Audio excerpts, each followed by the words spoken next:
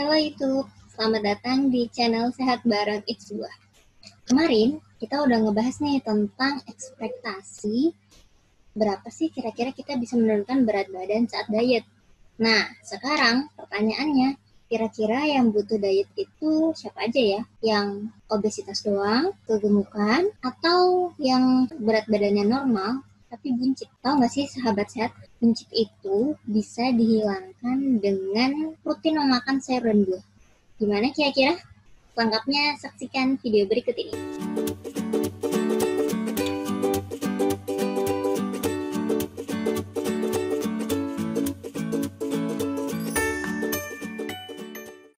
Ada nggak sih di antara teman-teman yang kalau ngecek IMT, apaan sih itu IMT? Bentar-bentar. Jadi IMT itu adalah sebuah pengukuran di mana kita bisa menilai berat tubuh kita ini sebenarnya sudah termasuk golongan gemuk, atau kurus, atau sudah ideal. Tetapi kekurangan dari pengukuran ini adalah nggak bisa mengukur kadar lemak. Jadi banyak di antara teman-teman yang sebenarnya kalau kita hitung lewat IMT, itu ukuran tubuhnya sudah ideal, alias normal. Tapi buncit. Kira-kira gimana tuh? Sebelum kita belajar gimana caranya sayur dan buah bisa menghilangkan buncit dan kegemukan, kita bakal belajar dulu nih, apa sih penyebab buncit itu sebenarnya? Bener nggak sih kata orang-orang kalau misalnya buncit itu bisa disebabkan atau setelah makan langsung tidur? Itu kira-kira gimana? Teman-teman perlu mengetahui bahwa itu hoax ya, jadi itu nggak benar. Ada 5 penyebab buncit yang saat ini diketahui penyebabnya secara ilmiah dan terbukti secara ilmiah. Jadi yang pertama, terlalu banyak makan atau overeating. Sangat sering terjadi, namun sangat jarang disadari. Kok bisa gitu ya? Contohnya nih, teman-teman itu sebenarnya kalau dilihat dari postur tubuhnya itu biasa aja alias nggak gemuk sama sekali. Ini bisa disebabkan karena sebenarnya teman-teman itu makannya berlebih, namun tubuh itu baru menyimpannya dalam simpanan lemak yang ada di perut. Kalau di laki-laki itu biasanya simpanan lemak langsung disimpan ke dalam perut, tapi kalau untuk perempuan biasanya ke daerah bungkul juga, ke daerah bokong seperti itu. Kalau teman-teman bingung, beneran gak sih kira-kira aku nih makannya berlebih? Hitung kebutuhan energi sahabat sehat dulu. Setelah itu dihitung bisa banyak aplikasi yang teman-teman gunakan. Nah, di aplikasi ini baru bisa kelihatan deh kira-kira makannya sehari itu kelebihan apa enggak. Gimana kalau ternyata selama ini kebutuhannya itu cuma 1.700 tapi makannya itu di atas 2.000 terus. Nah, itu deh bisa menyebabkan buncit. Dan kelamaan gak sekedar perutnya doang yang buncit, tapi bisa pahanya juga. Dalam waktu semakin berlanjut itu akan menjadi obesitas. Yang kedua itu adalah hormon imbalance. Dalam bahasa Indonesia kita sebutnya ketidakseimbangan hormon. Contohnya gimana sih? Ada namanya hormon kortisol. Nah, hormon kortisol ini yang kalau misalnya terlalu banyak atau terlalu sedikit dalam tubuh kita itu bisa menyebabkan buncit.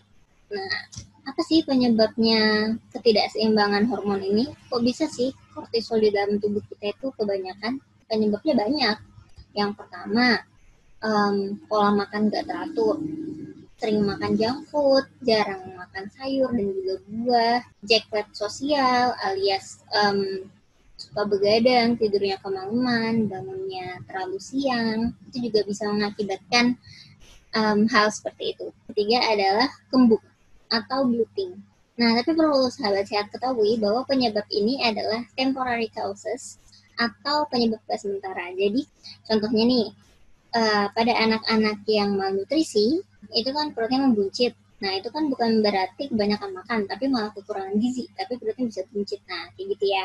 Yang keempat itu adalah faktor usia. Jadi, faktor usia itu sangat berpengaruh pada seberapa gampang tubuh kita ini proven buncit. Sahabat sehat yang umurnya 40 tahun, sadly, itu lebih mudah buncit ketimbang sahabat sehat yang berumur 20 tahun ke bawah.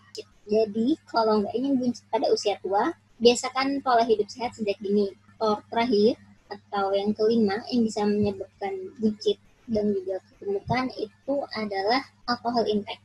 Banyak penelitian yang menunjukkan bahwa orang yang rutin mengkonsumsi alkohol secara berlebihan itu akan meningkatkan resiko dia memiliki lebar pinggul dan juga perut yang lebih besar. Artinya lebih mudah bagi yang rutin mengkonsumsi alkohol untuk mengalami buncit dan juga obesitas. Sekarang setelah kita tahu penyebabnya buncit dan juga obesitas, kita bakal belajar solusinya apaan sih. Tadi kan di awal sudah disebutkan salah satu solusi paling efektif itu adalah konsumsi sayur dan juga buah. Kenapa kira-kira sayur dan juga buah ini bisa mengurangi buncit dan juga mencegah obesitas? Jawabannya tuh sederhana banget. Sayur dan buah itu sangat rendah kalori, tapi tinggi zat gizi. Jadi zat gizi nutrisi lainnya itu sangat kaya. Contohnya vitamin, mineral, dan yang paling penting adalah sayur dan buah itu sangat tinggi serat. Nah, peran serat ini sangat penting untuk membantu tubuh kita merasa kenyang. Jadi ketika kita makan cukup banyak serat dari sayur dan juga buah-buahan, itu akan membantu tubuh kita untuk merasakan kenyang. Jadi kita nggak ngemil berlebih dan nggak jadi kegemukan deh. Yang kedua, solusinya adalah membatasi 2G. Apaan itu 2G? Yang pertama itu gula, yang kedua adalah garam.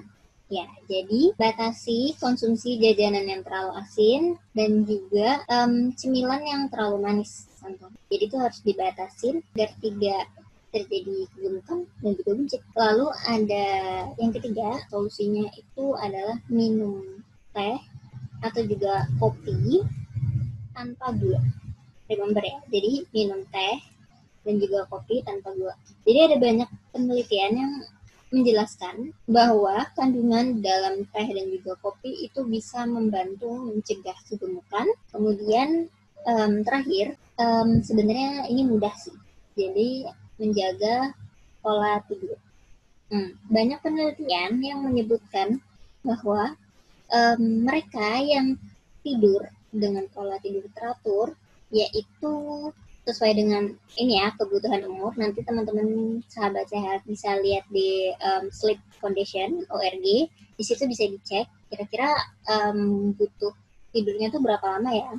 Dan penelitian menyebutkan mereka yang memiliki pola tidur teratur dan juga cukup kualitas dan kuantitasnya tentunya itu mempunyai resiko kegemukan yang lebih rendah daripada yang lainnya.